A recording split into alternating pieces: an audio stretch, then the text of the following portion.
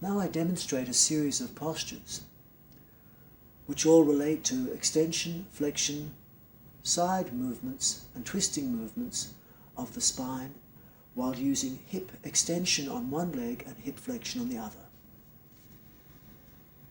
Again, I flex the spine and move the head down, lengthening femoral nerve and lengthening the front of the left hip.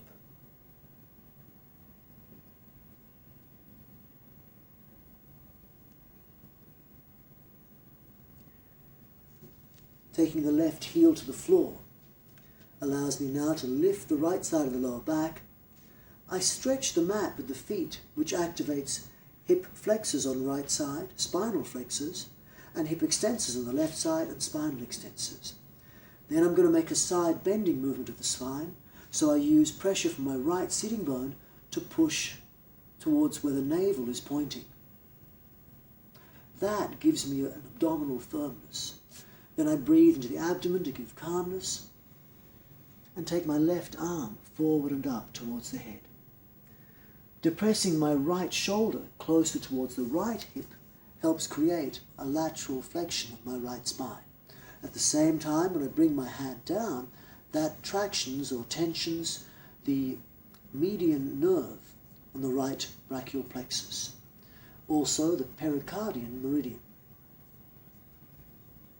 The left arm moves with the shoulder towards the chest, past the ear. This tractions the left side of my spine. This way now the blood is moving from the right side of my trunk to the left side. Right side is firmer and more compressed. Left side is lengthened and more relaxed. So blood will always flow from high pressure to low pressure.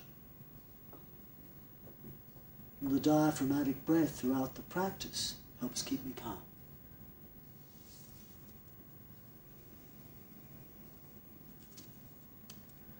Before standing up, I push the hips forward. Squeezing the left buttocks helps relax the left groin and tighten the back of the body. Pushing the hips forward tightens the front of the body. As I stand, I'm conscious to not let the spine extend. The more the spine extends in this movement, the less the left hip lengthens.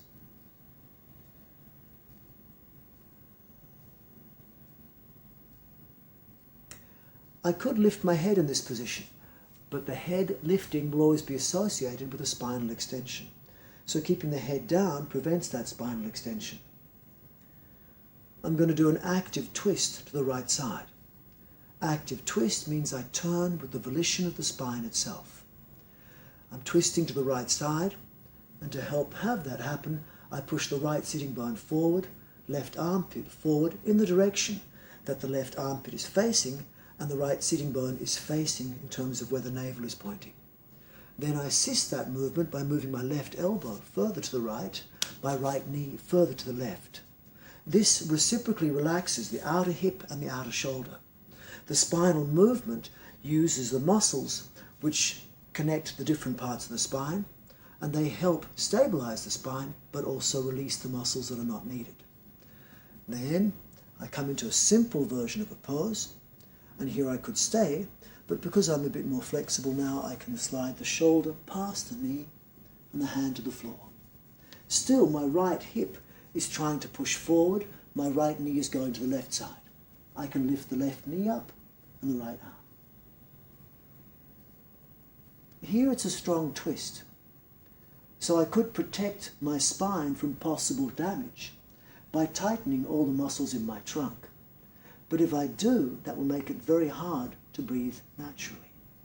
So instead, I simply push the right hip forward, left armpit forward, and that gives me a firmness that still allows me to use my diaphragm, which keeps me calm. Moving my right knee to the left armpit to the right, actually allows the muscles on the outside of the hip and shoulder to relax more. It means it feels less like a stretch and more like a movement.